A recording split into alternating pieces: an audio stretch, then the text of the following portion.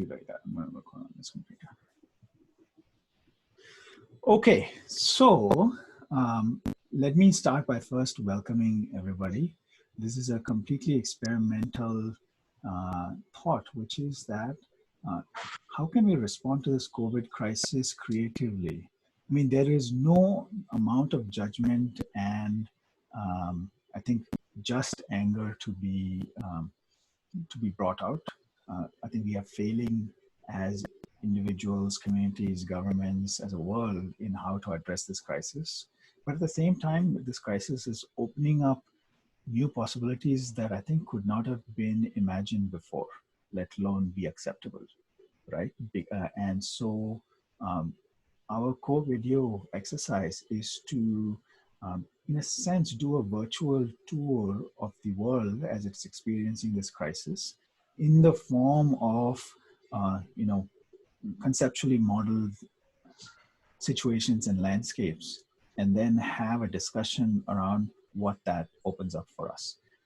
So for example, today we are starting with a very infamous incident that happened in the North Indian state of Uttar Pradesh, where migrant laborers were hosed down with a chemical solution.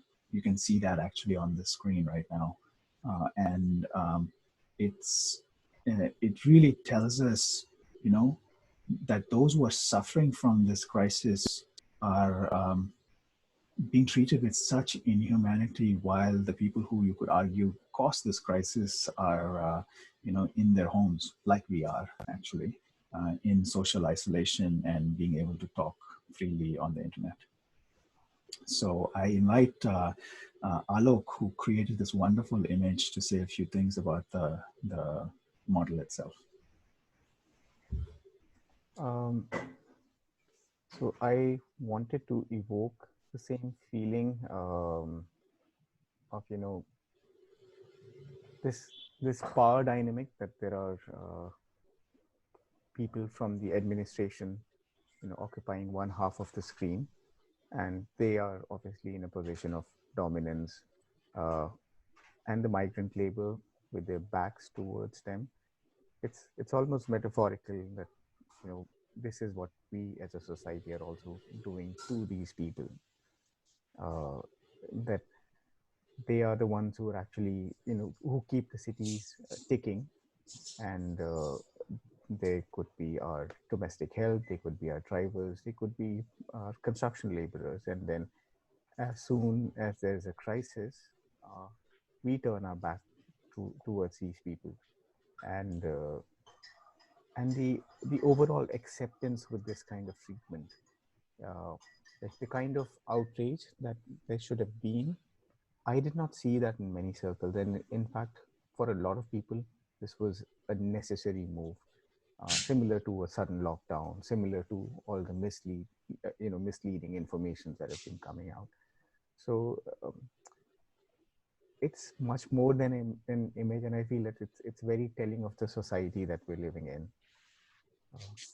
Ron?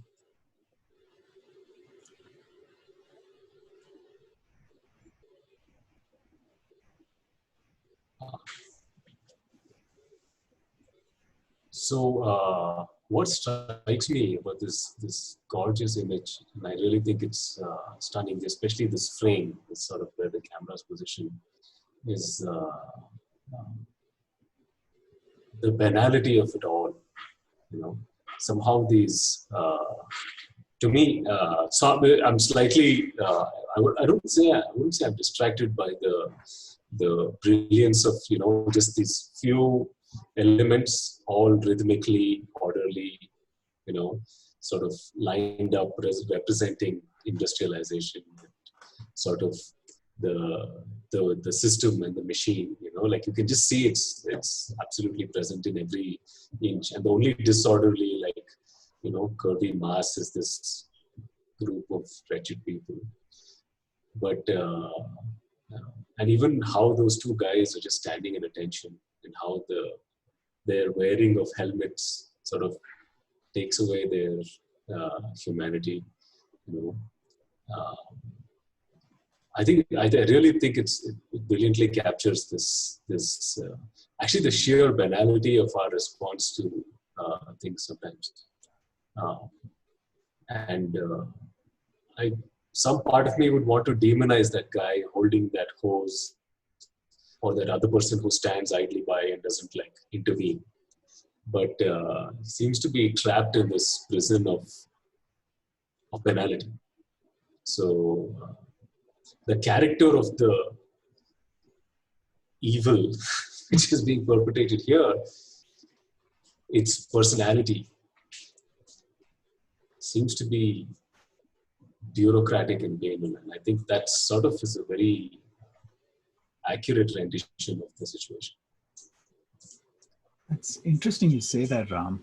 The first thing that struck me in this image, in fact, which totally eluded me in the photos themselves, but when I see it this way in this background, they look so much like the starship, the space troopers.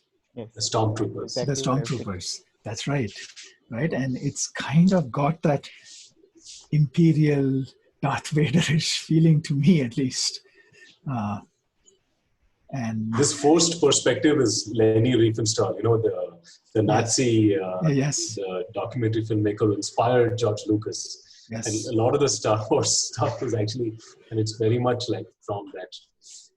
So it's sort of coming full circle, right? Because banality of evil is, of course, very much a commentary on the bureaucratic nature of the genocide, of the Shoah.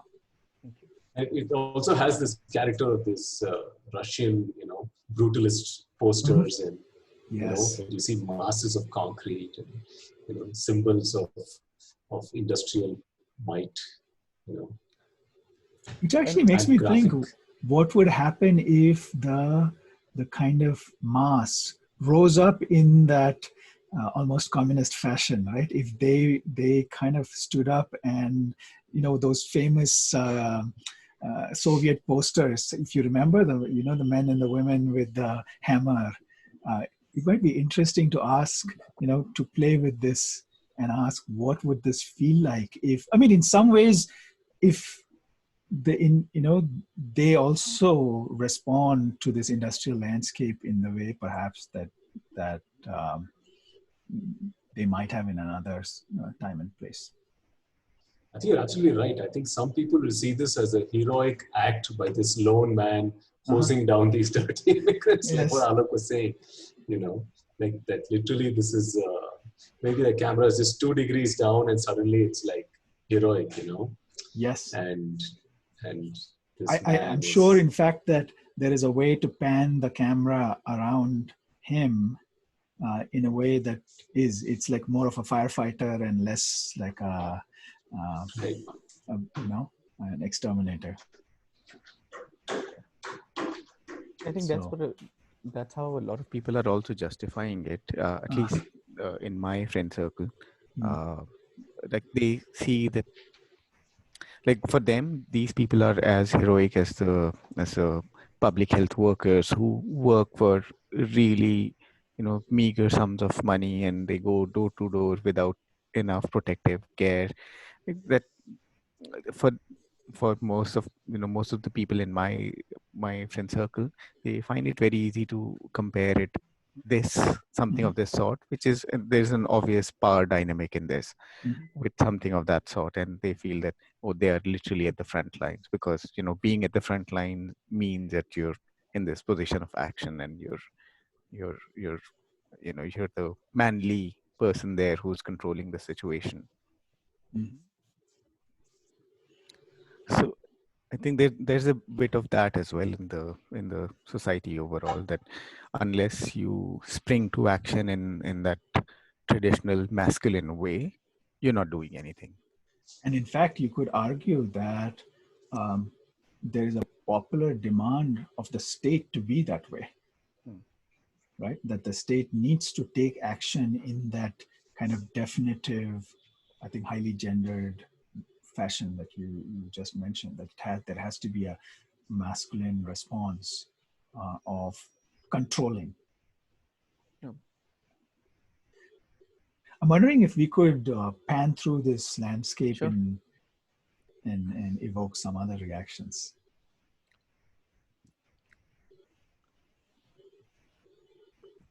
Wait, so there are so many things in this model that it becomes a bit unwieldy to move Yeah. it. I have to confess, I'm a little in love with that frame. We'll get back to it, Ram. But I actually, just that single person with that line. I mean, I feel like to me that would be another iconic frame. No, the one standing to attention next to the barricade. Yeah, yeah. To me, that is another important.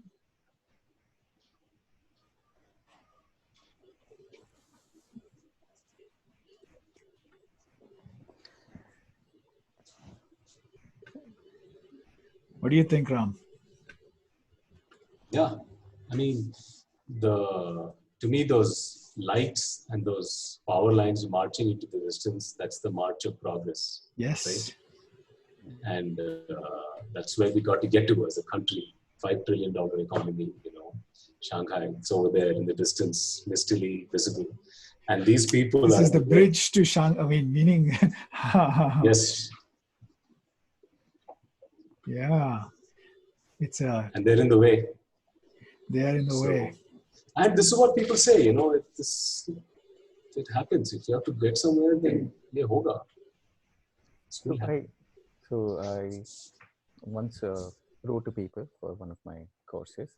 This was with Sai Rajesh. Rajesh knows Sai, and she's one of my professors. Can you move the mic closer to your mouth? I think at least I'm having a hard time. Okay. I wrote this paper for a course that I took with Sai. Who's the faculty at Harvard? Right, and Rajesh knows her, Ram.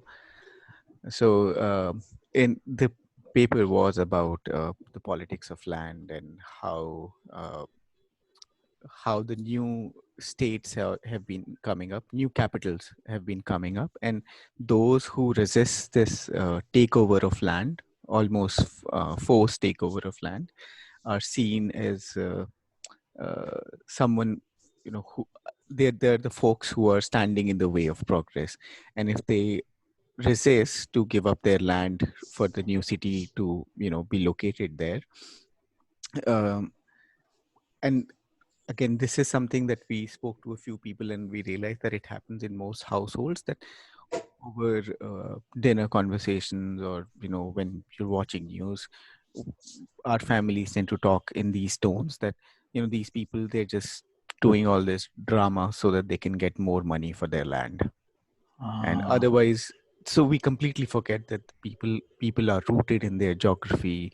There is a connection to that land, and somehow if anyone is resisting those mega plans of making cities which are shimmery, glittering, and visions of future, then you are either a Luddite or you are getting in the way. What's fantastic here is also it's in this case that land will be the international supply chain, which will have to be defended at all costs. And what's lovely here is these train tracks, right? So they sort of represent the supply chain. And whatever happens, I mean, the supply chain now has more value than human life, right? So I would love to see, in fact, if these barricades get expanded and there is a line of soldiers, like we may want to make that armed, protection of the supply chain literal here.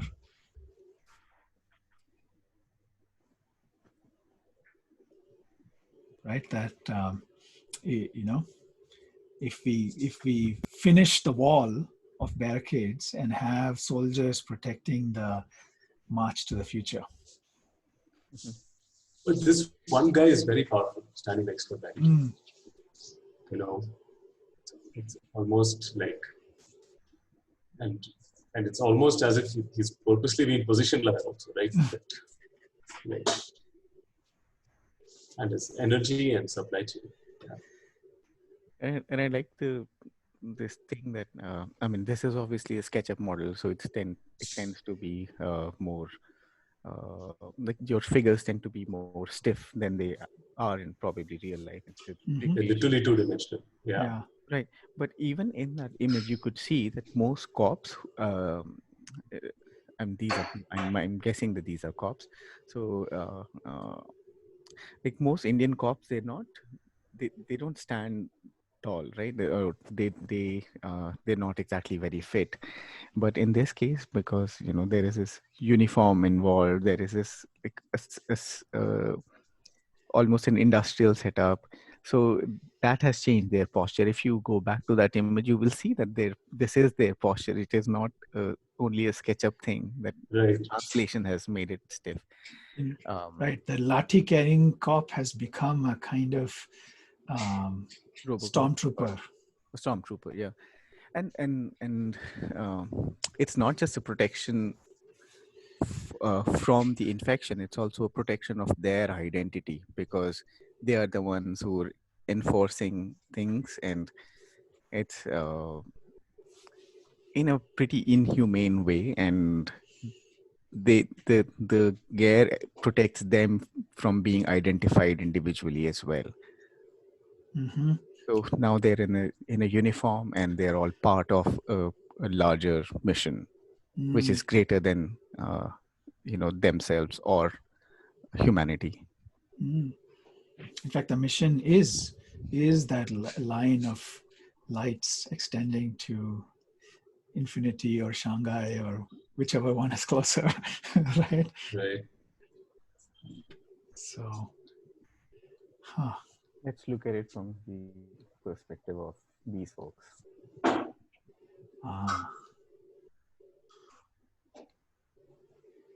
Sorry, this model isn't exactly very easy to rotate.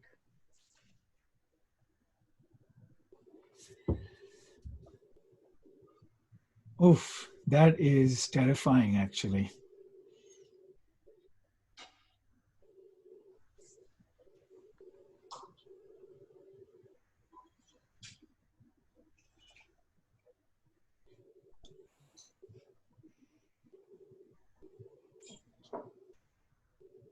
It's that one figure who's looking away, right? That one Mm. guy next to the barricade.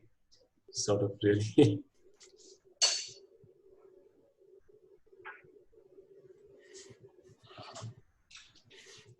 There's this idea of learned helplessness. I don't know if you've heard of it. So the learned helplessness is this thing that, so sadly, it was like many such things established through experiments on animals.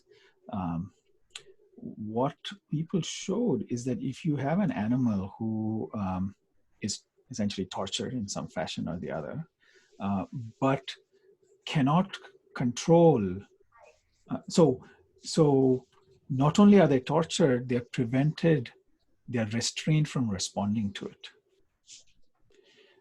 Then after a while, they lose all hope, and they adopt this posture which is called learned helplessness. Like it's like nothing I can do can change my fate. And this image has that kind of learned helplessness sense to it. That against this overwhelming authority of the state, I have no recourse whatsoever.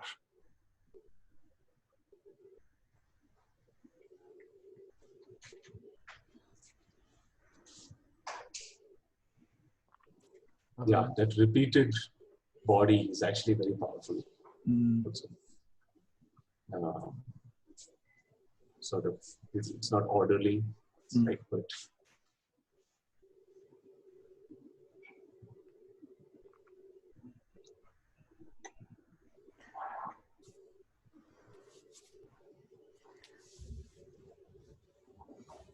I was actually surprised by how comfortably most of the migrant workers appear sitting in that video. Mm. Like no one is trying to cover their face, or they're not fighting it.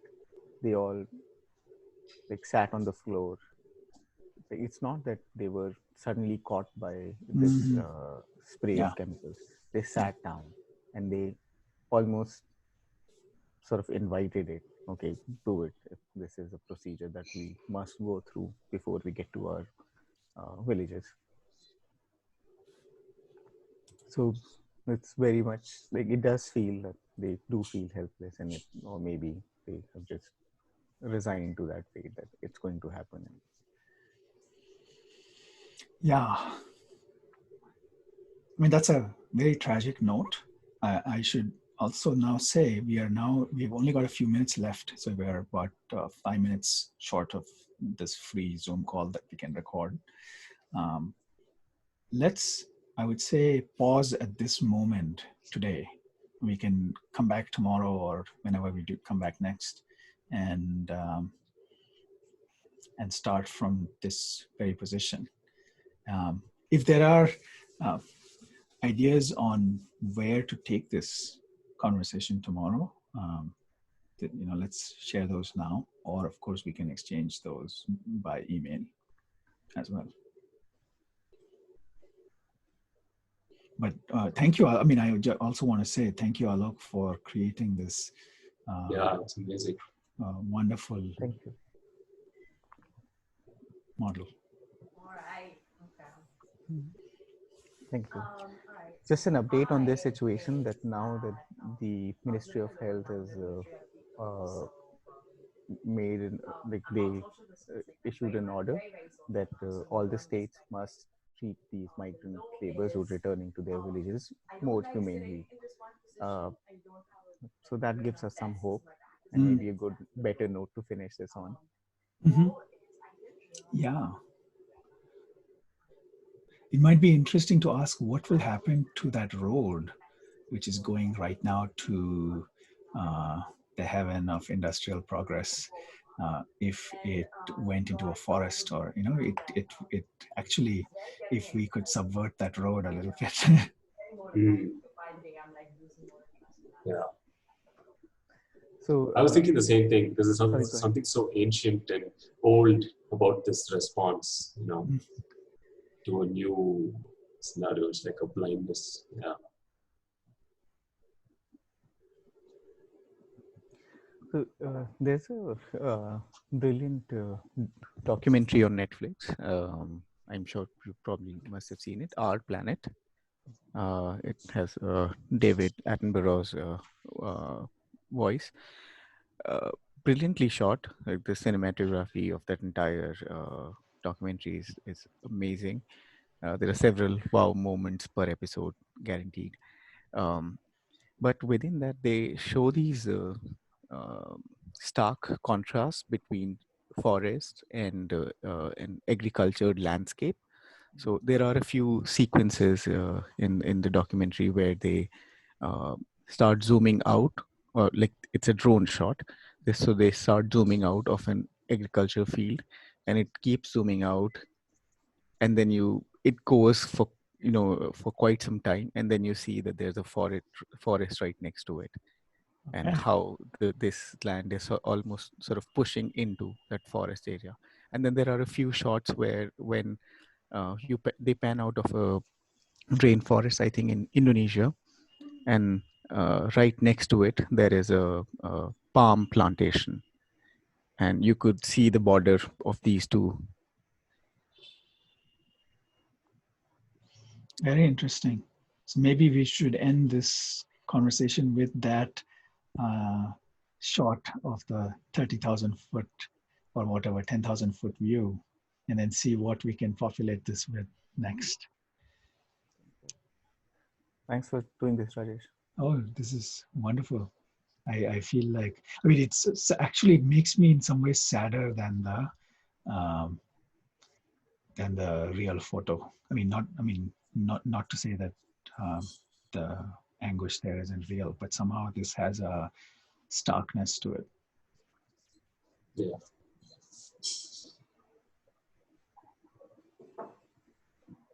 Okay. To be continued. So what I'm going to stop the recording. Let's see how to